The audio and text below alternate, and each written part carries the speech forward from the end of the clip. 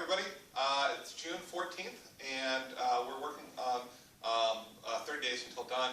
We're almost halfway through the month, so I hope you've been keeping up with it. If you haven't been keeping up with it, that's okay. It's all right. Just pick it up now, right? It's not your job in life to serve art and poetry. It's the other way around. Poetry serves you, so you don't feel guilty. You don't feel bad. It's there for you when you want it.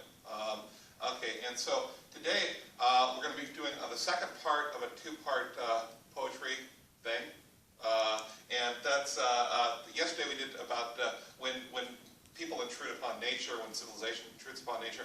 Now we're doing the other, and I'm put in mind of Allen Ginsberg's great poem "Sunflower Sutra," right, where the sunflower is coming out through the cracks.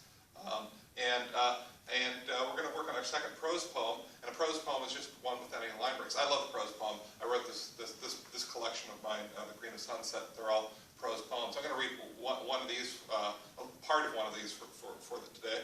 This is the late August weather report in Los Angeles. This is just the first part. After the fires have been going for a week or so above Los Angeles, the wind shifts and the ash cloud blows out over your house, and it starts to come down like warm snow, the way you imagined it did in 1980 when Mount St. Helens cratered, right? Okay, so what I have here is civilization, and then suddenly there's this natural force going on, and it comes in. Now that's a really dramatic one.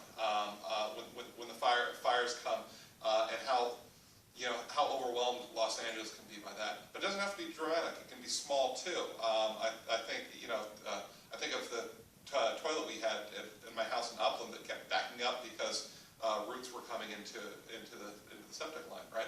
That's, it doesn't matter how big, how small, it's all going to say something profound.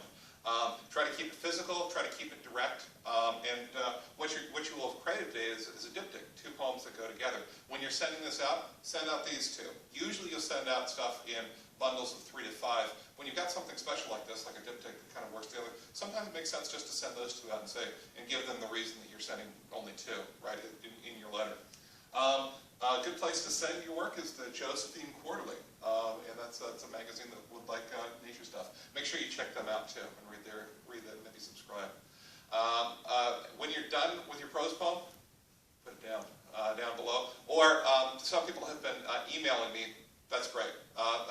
There's a few people on the Sequoia Nature Writing Facebook page.